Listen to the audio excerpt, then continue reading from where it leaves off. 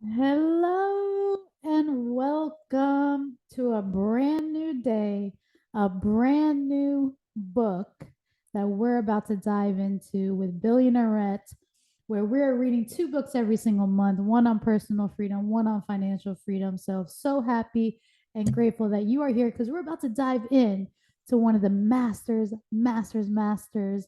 What do they call it? Gurus, if you want to say, on mindset. Okay, on mindset, law of attraction. He was featured actually in the movie The Secret. In that documentary, if you haven't heard of The Secret, go check it out. I believe it's on Netflix still. Incredible documentary, and Bob Proctor is featured in that, and he's just done so much incredible work and transformation and helping people transform their lives through understanding the mind, how it works, our subconscious mind, our conscious mind. One of my favorites when I first heard his name, probably over 10 years ago. I know I look, 10 years old, but over 10 years ago, and it absolutely changed my life. The information in there was so powerful. But so excited. I have not read this particular book. I've always listened to his content on YouTube. So awesome. He talks about laws, he talks about mindsets, he talks about paradigm shifts. Okay. And we're about to get into this book. Change your paradigm, change your life. Flip that switch now. Incredible book. I'm going to read this back. And by the way, Bob Proctor, I think it was this year, a few months ago, he passed away, but he is with us.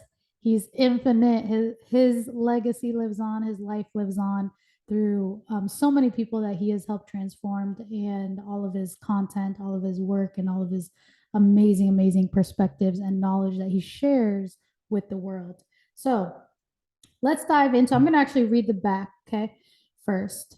So if you haven't gotten this book, go get it. It's on Amazon. It's probably in a lot of different areas, but go get this book. Go follow Bob Proctor on Instagram. Go subscribe to his channel on YouTube. Incredible information. Okay. When you're doing something that's out of the ordinary, your mental programming, your paradigm will try and stop you. If you want to win, you must keep going. Your paradigms may be masked in complacency, fear, worry, anxiety, insecurities, self doubt, mental hurry, and self loathing. The result is keeping you stuck, locked in a box, and starved of your dreams and ambitions. To change your life, you must, capital MUST, change your paradigm. The change is not easy, but it's worth it, and the results are lasting.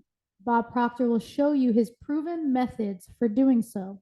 This book will synthesize his decades of study, application, and teaching to explain what paradigms are and how they guide every move that you make, teach you how to identify your paradigms, show you how to make your own paradigm shift, help you transform your finances, health, and lifestyle when you change your paradigm, and guide you on how to replace a paradigm that doesn't serve you well with a new one that frees you to create the life that you really want. Bob will break through the myth many people have about success, that long hours and hard work are sufficient to achieve lasting success. Because without changing your paradigm, no amount of hard work and long work hours will make a measurable, lasting difference in your success. Once you go through Bob Proctor's paradigm shift process, you will expose yourself to a brand new world of power, possibility, and promise. You ready? You ready? Because I'm ready. Let's do this. My name is Vanessa Black, by the way, one of the founders and owners of Billionaireette. And if you haven't connected with us on Instagram, go ahead and connect with us. If you haven't subscribed yet, what are you waiting for? Okay. If you feel we're providing value through these books, or you want to grow and you want to continue to be held accountable and just dive deeper into these books, then make sure to subscribe to this channel. We're posting Monday through Friday episodes that are live read with me sessions. Okay, here Isabel, my partner, my love, is reading the financial featured freedom book, financial freedom featured book of the month, which is Psychology of Money. And then I'm reading this one this particular month. So excited to have you here. Let's dive into the foreword by Sandy Gallagher. Sandy, this is Proctor's wife. Have you ever wondered why hard work is often not enough to produce the results you've been hoping for in your career?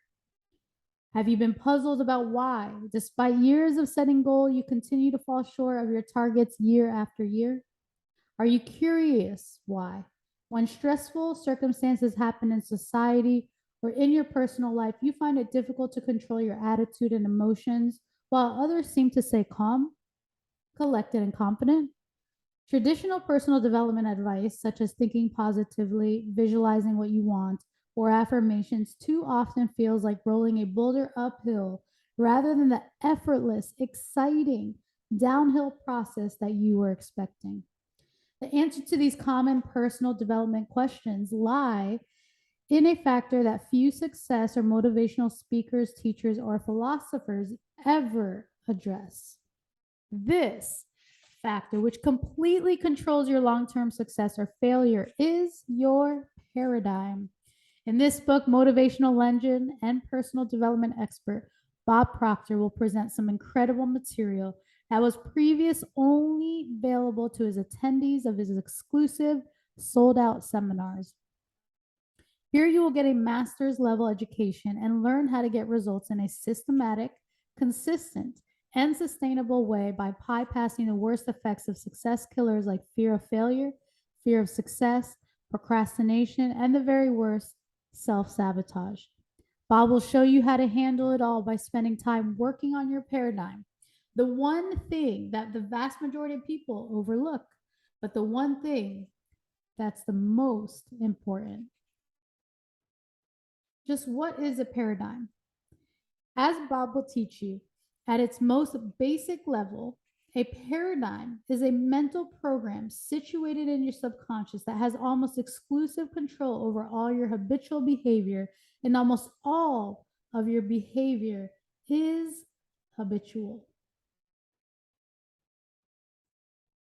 Paradigms are a multitude of habits, and if you're taking notes, this is what you want to write down. If you're reading your physical book as well, you want to write down what is a paradigm. So a paradigms are multitude of habits passed down from generation to generation, comma, and they manifest themselves in many ways. Paradigms are the way that you view yourself, the world, and opportunity. They are how you approach change and challenges. Once you realize that all your behaviors are controlled by paradigms, the way you look at the entire world will change. All of your behavior is controlled by paradigms. Their paradigms are a multitude of habits passed down from generation to generation, and they manifest themselves in many ways. What is a paradigm? Perhaps you know someone who seems habitually angry, upset at every turn in life, and unable to see the positive in any situation. Maybe you know someone who has battled fluctuating weight for years or decades. They seem to be on track for a while, getting healthy and dropping pounds, but they always seem to bounce back to where they once were. Perhaps you know someone who seems to be stuck at a certain level of income for years and can never seem to break through to the next level. All of these outcomes are controlled by paradigms. Just as paradigms can be a prison of one's making, they can also be changed to deliver you the freedom to be exactly the person you want to be.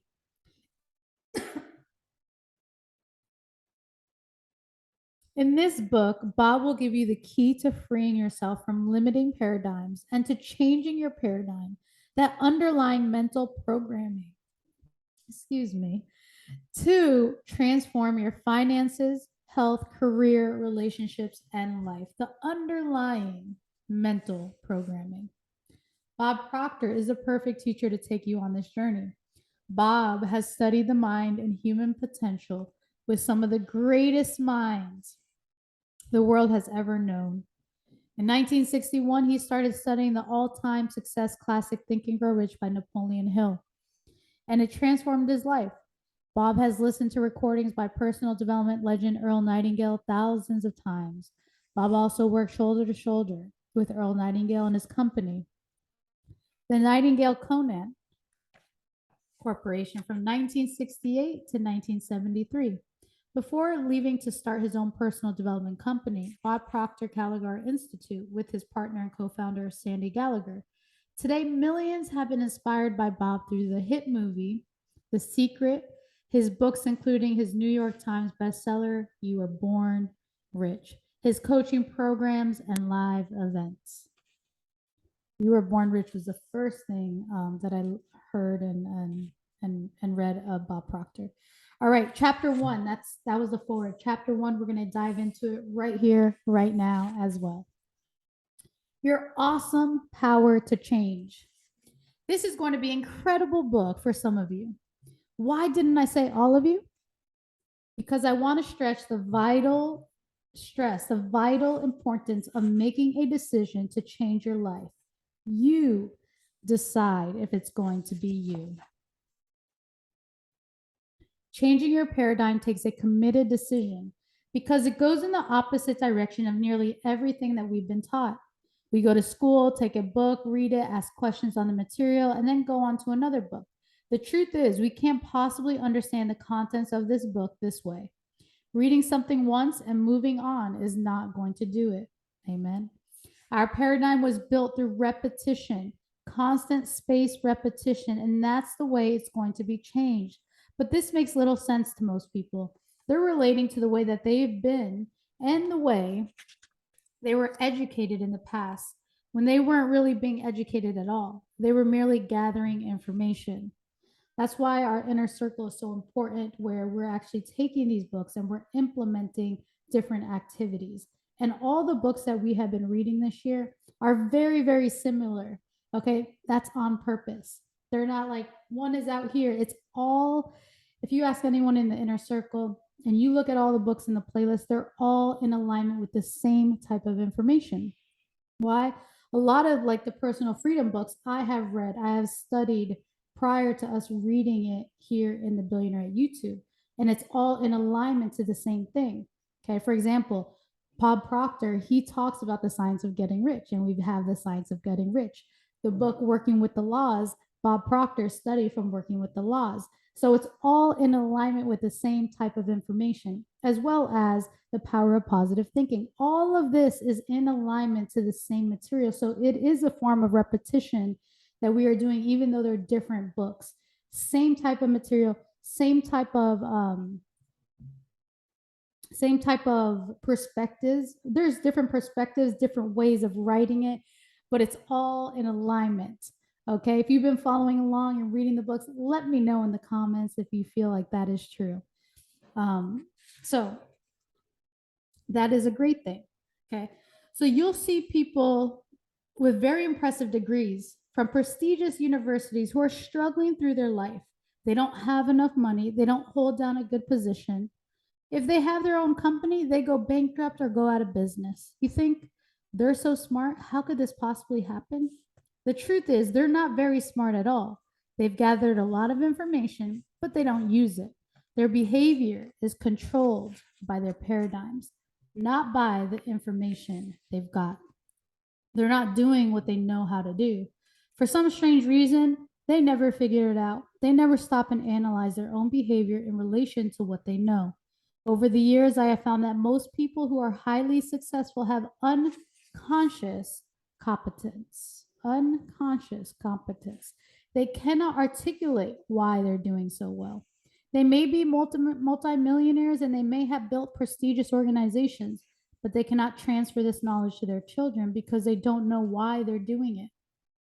They'll say, well, I'll just do it. People think these individuals are pretty smart, but it's not going to do, it has nothing, but it got nothing to do with being smart. It has nothing to do with their paradigm, because the paradigm controls us to an enormous degree. Success in any undertaking totally depends on what's going on inside of our minds. It's got nothing to do with what's going on outside. It's a great note to take. Totally depends on what's going on inside of our minds, nothing to do with what's going on outside. Some people do extremely well, even in the face of bad economic conditions. Even during the Great Depression, not everyone was out of work, not everyone was broke. Some people did very well, earning millions of dollars. Why did they do very well? What was going on? Why did a few people win? They built their success in their minds. It has to come from the inside out, not from the outside in. We're being controlled by our outside world because we've been trained that way. We've been programmed to let the outside world control us. Page 3, paradigms and habits. As I've said, just thinking positively isn't going to do it. That's an illusion. It takes a change in paradigm, and a paradigm is a multitude of ideas that are fixed in our subconscious mind. Ideas that are fixed in our subconscious mind are known as habits. A paradigm is a multitude of habits that are fixed in our subconscious mind. It's good to take notes on this. Repetition. A habit is an idea that expresses itself without any conscious thought. You just automatically move. You drive your car primarily by habit. You don't have to think it because you've been programmed.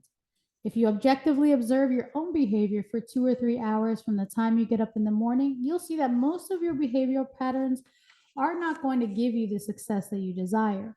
Then you have to ask yourself, why am I acting this way? Every day you do the same things because you're programmed to do them. We're programmed to live the way we're living. First of all, we're programmed genetically. That's why we look like our relatives. It's built right into our genes at birth. Each of us is the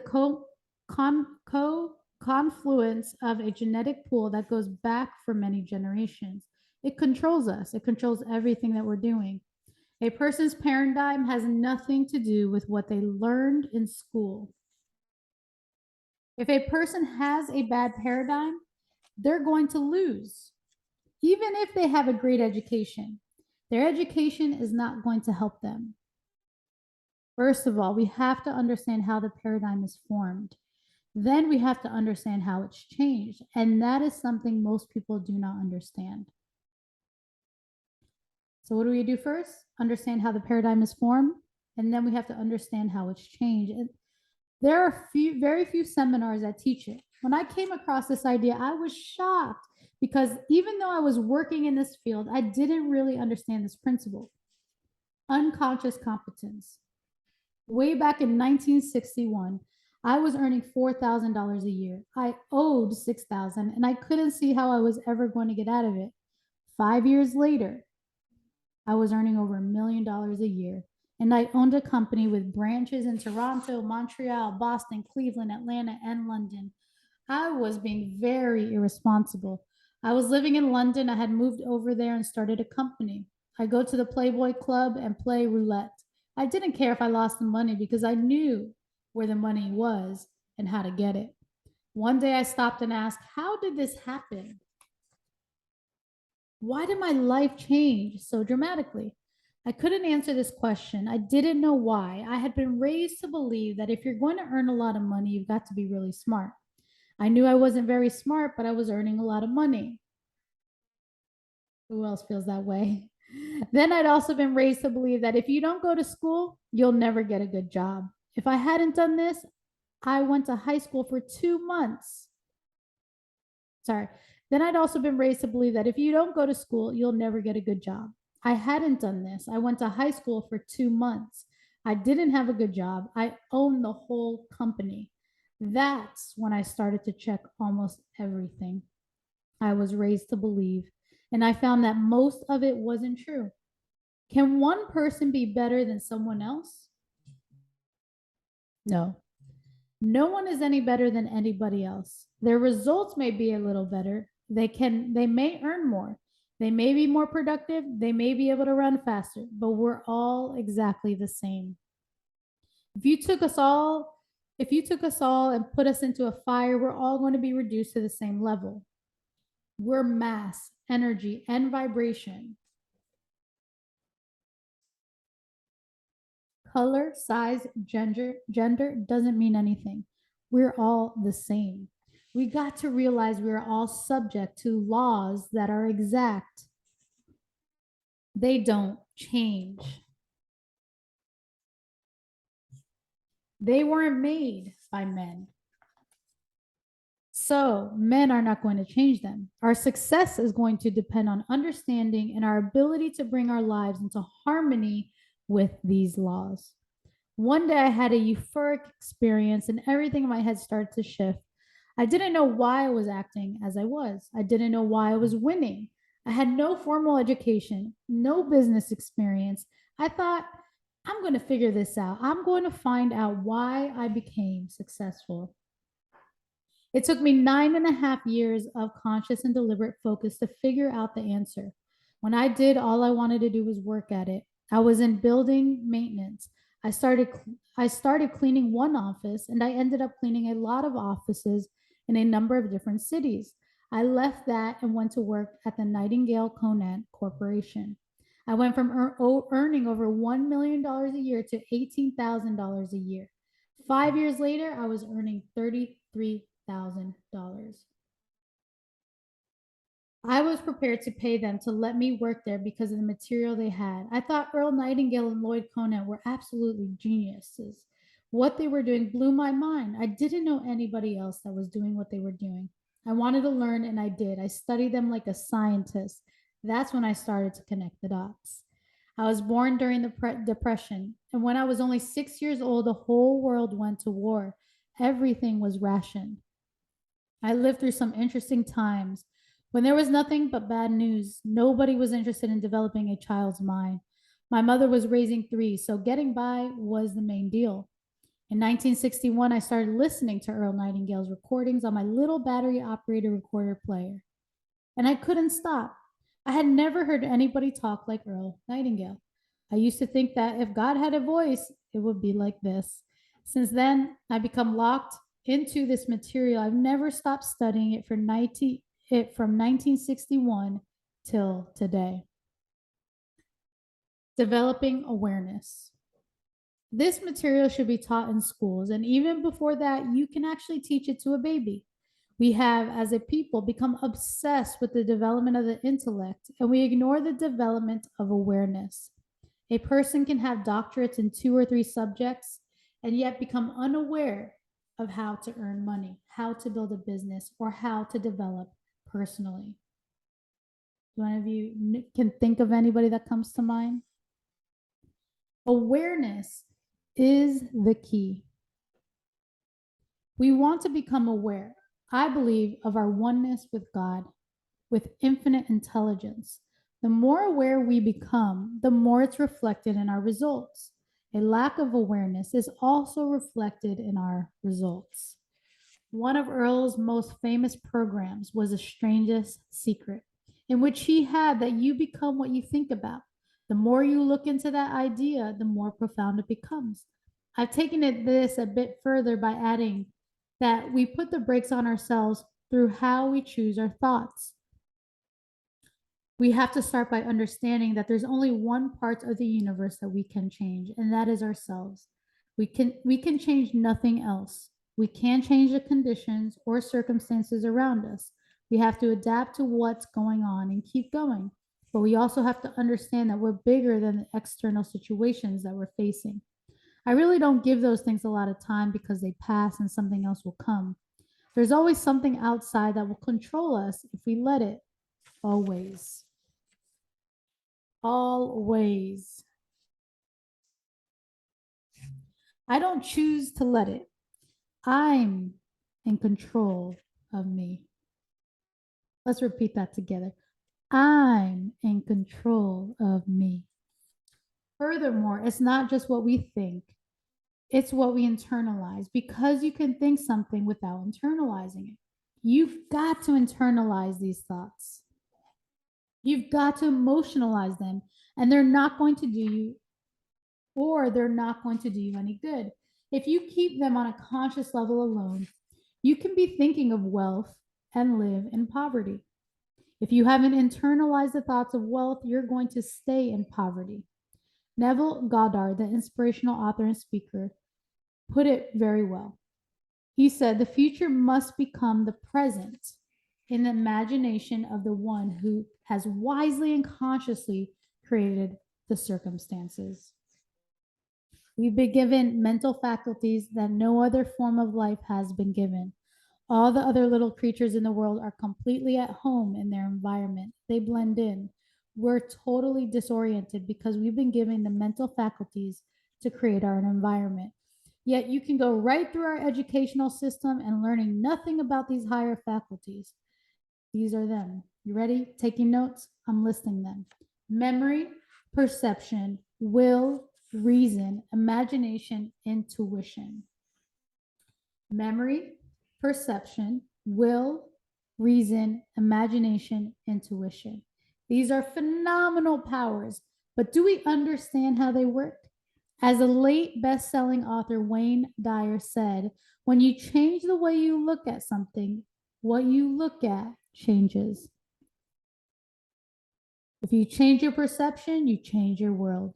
We've got perfect memory. We've got perfect intuition. All of our higher faculties are perfect. They need developing, but we're not even taught we have them. So we're not taught how to use them. The imagination is not just something to play with.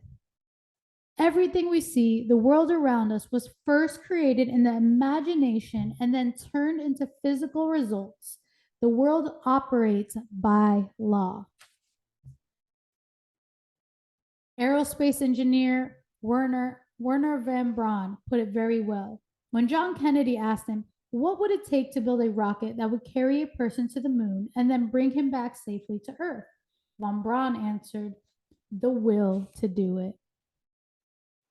The will is one of our higher faculties. It enables us to hold one idea on the screen of our mind to the exclusion of all outside distractions. When you focus on one idea, that idea must move into form. As Andrew Carnegie observed, any idea that is held in the mind that's either feared or revered, will begin at once to clothe itself in the most convenient and appropriate form available. Now, this is the stuff right here, okay? As you can tell, I'm very passionate about this, and it's really awesome to reread and in this form. Okay. Any idea that's held in the mind, that's emphasized, that's either feared or revered, will begin at once to clothe itself in the most convenient and appropriate form available. One of the first laws of the universe is a perpetual transmutation of energy. Energies are forever moving into form, through form, and back out of form. Let's dive into energy and form. Okay. On a clear day, you can look up into the sky and see a little cloud gather. There's energy moving into form. Then the cloud will start to get dark and heavy, and boom, out comes the water. If you stood there long enough, you would see the water go right back to where it came from.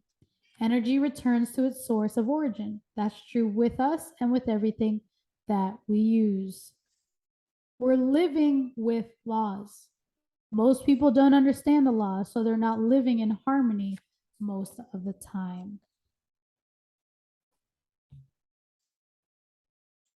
As we understand the laws and bring our life into harmony with them, things start moving in the right direction. Ralph Waldo Emerson said, the law of cause and effect is the law of laws. What you put out comes back. If you give a lot of good, you're going to receive a lot of good because you're putting yourself in harmony with it. When the secret come out, it did a lot of good, but it also confused many people. They believe in the law of attraction. Think of it, and you will attract it. But most of the people that talk about the law of attraction don't really understand it. The law of attraction is a secondary law. The primary law is the law of vibration. We live the law of vibration. It decrees that everything moves and nothing rests. We live in an ocean of emotion and we think on a frequency. Thought is energy. The frequency you're thinking on is going to dictate what you attract to you because it's going to control the vibration that you're in.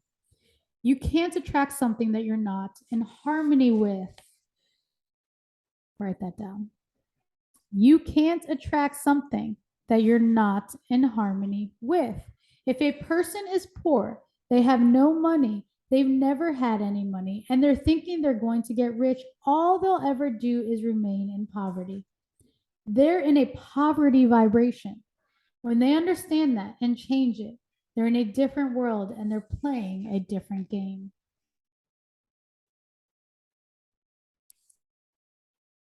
Different game.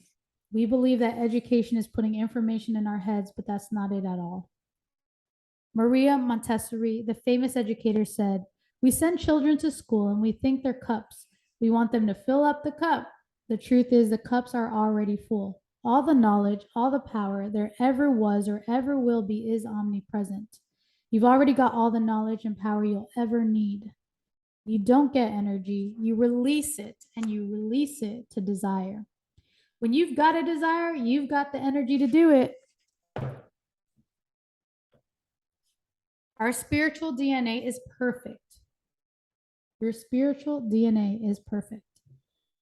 There is perfection within every one of us, and that perfection seeks to express itself within and through us. Spirit is always for expansion, for expression. It always shows the essence of who we are as pure and unadulterated spirit. It always wants to express itself in a greater way. That's why we want things. Actually, we don't want to get, we want to grow.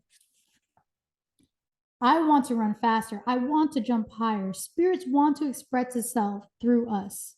Spirit wants to express itself through us. Okay, we're spiritual beings. You'll hear people say they're having a spiritual experience. They're not. They're spirits having a physical experience.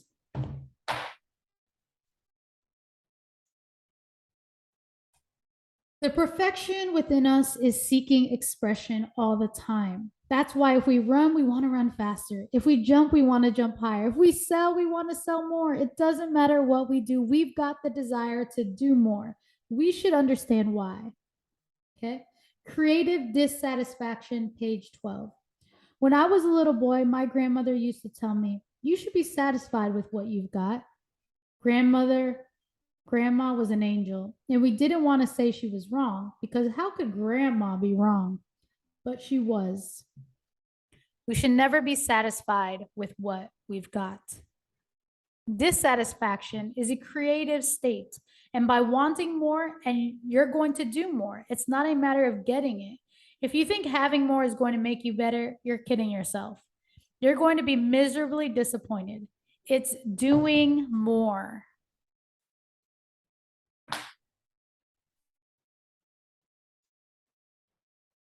You're going to bring more of yourself to the party. That's all I'm doing. I'm just bringing more of me to the surface. I want to do a better job today than I did yesterday.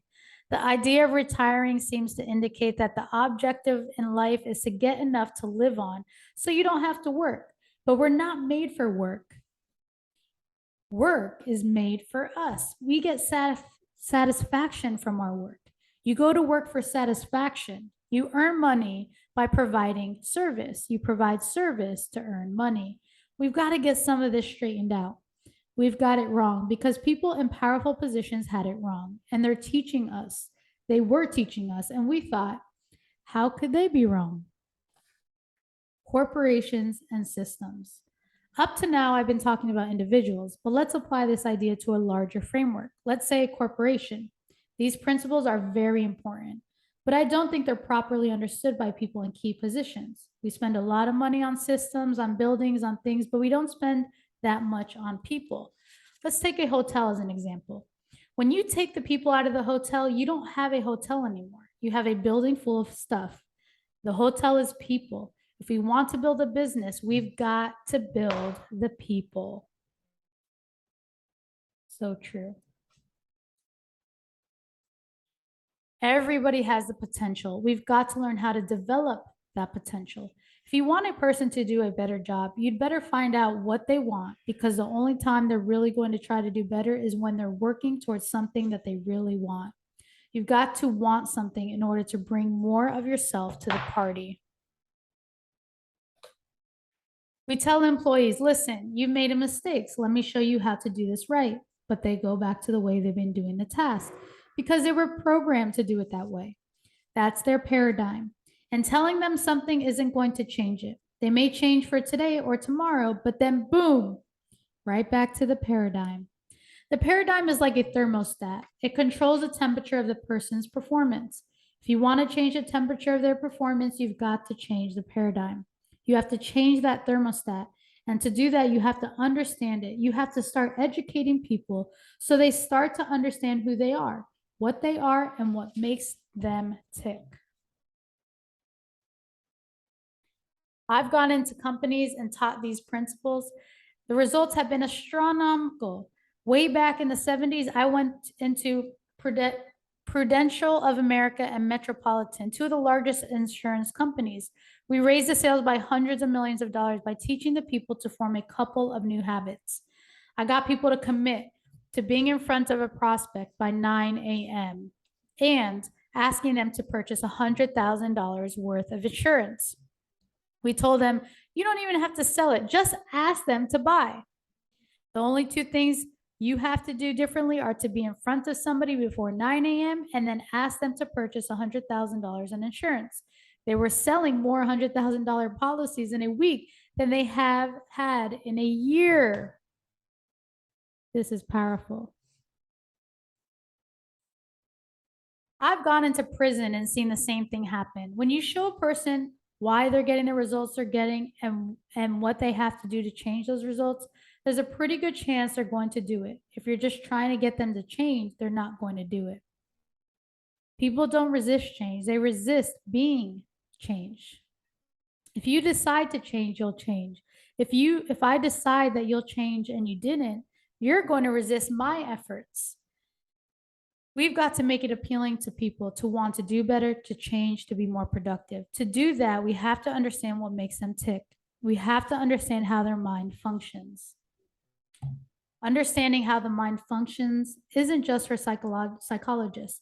It's for everybody, because the mind is movement. The body is the manifestation of that movement. There was a story about Mahatma Gandhi. Someone was coming through a huge crowd of people toward him and handed him a piece of paper saying, would you write down some profound idea message for me to take home? Gandhi wrote down, I am my message. If you are the leader, you have to be operating at the vibrational level at which you hope the people around you will operate. You have to be living out your aims for your organization. In the same way, if we want people in the organization to understand themselves, we got to understand ourselves. We have to be studying with them. The thing I enjoyed the most about working with Earl Nightingale was that he was forever studying. He studied all the time, and it was like Gandhi saying, I am the message. Earl was the message. I would watch what he was doing and what he studied. On one occasion, he had a book holder on his desk with a book by the early 20th century inspirational author Thomas Trord. It was open to a certain page. What's significant about that? I asked. I've been studying that for 3 months. Same page? Yeah. When I understand it, I'll go to the next page. I started doing that. I've got all of Trord's books and I study them all the time. I started doing what Earl did. He was the message to me. I think that's what we've got to do. If we're going to lead people, we've got to do what we want them to do. There's no point in telling people to do something if you're not doing it yourself. So true. That brings me back. We've started reading with our team. We started reading a book together and reading in our end of the day meeting. The last 15, 20 minutes, we read a chapter of a specific book, and it's been really, really awesome. So that's really awesome. If you have a team, that's something that you can implement. Really, really cool. Speaking of the book stand, I remember listening to a podcast with Bob Proctor, and I got the book stand as well. So you can get a book stand literally and do the same thing. Okay. Simple book stand. Simple book stand, put it on and, study a page, something that resonates with you. Right now, in our inner circle, we're currently focused on one scroll from the previous book, scroll number 2, that we are studying like for a week at a time. We're reading it 3 times a day. It might seem silly, it might seem whatever, but it's all about that, that repetition is so important.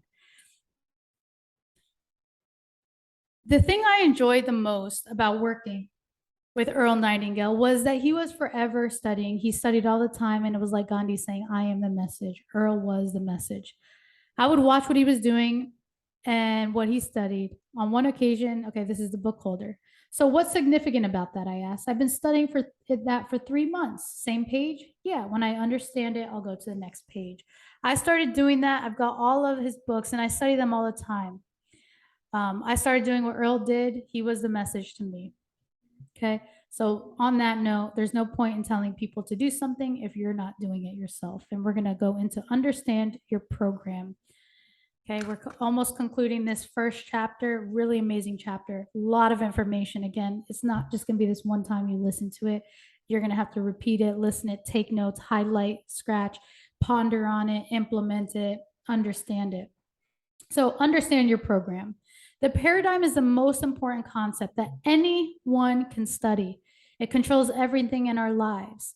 Now, I think I've got a pretty good understanding of this concept, but I want to understand it better. So I keep studying more. If you want to change something, you've got to use repetition. Repetition. I know not many people like repetition, but repetition. If you'd only been told your name once, you wouldn't even know what it is. They had to call you by name over and over until finally you started to respond to it. A lot of the ideas that are controlling people right now are absurd, and they were organized by someone that may have lived maybe 300 or 400 years ago, but they've been passed along in the DNA since then, and they become part of your DNA. This kept expanding for about 280 days after conception until you made your debut on the planet. Your mind was wide open. Everything that was going on around you went right into your subconscious mind. Most people are starting out behind the 8 ball. That's okay, because you can change that. I was 26 when I started to change. I've done fairly well. I've helped a few million people change, but I've still got a lot to learn. I've been at it for a long time. I've gone into prisons, I've gone into schools, I've gone into corporations. The human being is a fascinating expression of life. We've got awesome powers locked up within us. If we're going to change, we've got to understand what's involved. If you're going to drive the car, you have to understand what the gear shift is for. You have to understand something about your computer if you're going to work with it. There are programs in our computer, and we rely on them. If we want to program change, we have it done by somebody that writes code. Your paradigm is a program, and it's in your bio computer. The people who wrote the code for the program controlling your life knew nothing about the mind. They were passing along what they had received. Nevertheless, they installed this program through repetition. We were taught the same things over and over: how to use a spoon, how to walk, how to get one foot in front of the other. It was repetition, patient, constant, spaced repetition. Attitude, the magic word. Attitude is everything. How well anybody will do with this material will depend on their attitude, which is a composite of these 3 things. Okay, if you're taking notes, you want to write this. Attitude equals thoughts, feelings, and actions. Okay, which is a composite of their thoughts, feelings, and actions. They're joined together like the colors of the rainbow. I've listened to a record of Earl Nightingale's, which is a magnificent essay on attitude called The Magic Word, over and over, perhaps 10,000 times. The magic word is attitude. By repeatedly listening to this record, record. I became aware of what attitude is. Then I became aware of my own attitude. I become aware that I had a bad attitude about who I was and what I was capable of doing. I had to become aware first of what attitude actually is, and then I had to become aware of how to change it. I changed it the way it was built. Somebody else had built it through repetition, because what Earl had to say about attitude went against everything I had been taught up to that point. I would listen to the same record over and over again. I have a copy of Napoleon Hill's Think and Grow Rich bound in black leather. I've been reading this particular copy every day since 1963. I started reading this book when I was 26. My sister Helen, 2 years older than me, had a friend named Pat, and Pat was a reader. She always had books. She always had a book with her. I think Pat read everything in the local library. Think and Grow Rich was the first book I ever read. When I was first given this book, I said, I can't read. That wasn't true. I could not read well, but I could read about as well as most people at a 7th grade level. When I started to read this book, my sister said to Pat, Bob started to read. When I saw Pat, she asked, Helen said you're reading. Yes. What are you reading? It's a good book. You'll enjoy it. Think and Grow Rich, she smiled. A few months later, I saw Pat again. She asked, hey, Bob, are you still reading? Yeah, I said. What are you reading? Think and Grow Rich. Gee, you were into that last time I saw you. Yeah, I said, I'm still reading it. She looked at me kind of strangely. A few months later, Pat asked me, are you still reading? Yeah, what are you reading? Think and Grow Rich. I read that one book for a long time. I was doing what's required to change a paradigm. I didn't know that. I was doing it deliberately. I was just fascinated with what I was reading. Pat thought that was strange behavior. She'd read a book and then go on to another. Pat was well educated because she read so many books, but she didn't even know herself. She was a maintenance person, and she and her husband had nothing. They never got anywhere. They never accomplished anything in their lives. They just got by. God's highest form of creation, and they just got by. As I often say in my seminars, when you read a book, go through the second time. You don't see something in the book that wasn't there before. You see something in yourself that wasn't there before. The repetition creates awareness. I'll give you another example of the necessity of repetition. When I was a kid, I had a friend named Jack Gregory. While we were hanging around his house, I would say, are you coming? Jack's mother would say, Bob, it's not yous, it's you. I thought that she didn't know that because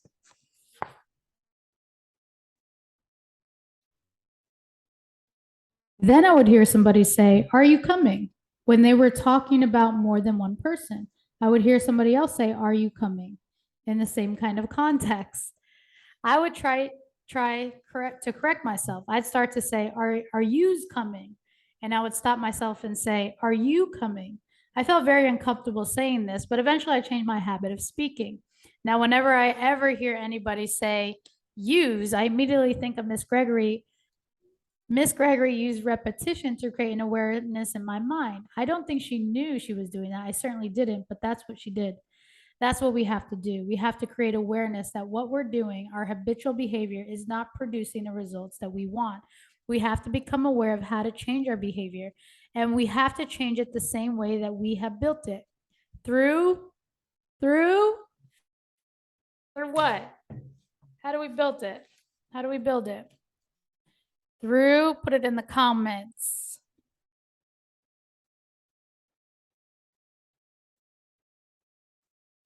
Put it in the comments. Through what?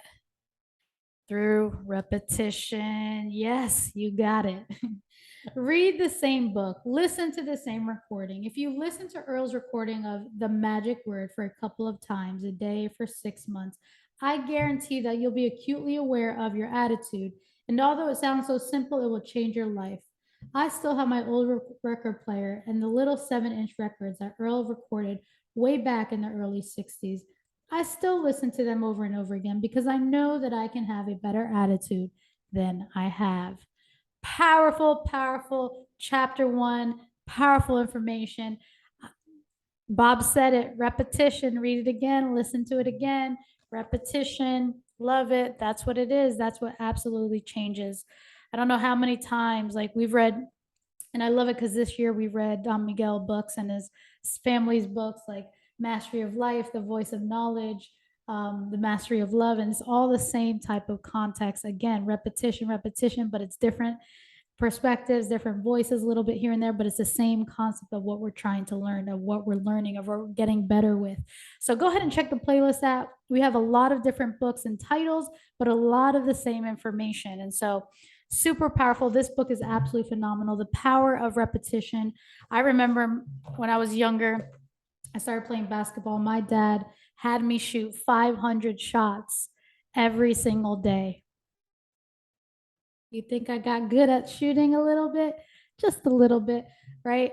But the repetition. So when it came to game time, it was like easy, repetitive, repetition, better every day, discipline to change habits, to change our paradigm. So important. Change your paradigm, change your life. Awesome. We'll dive into the next chapter in the Read With Me session next.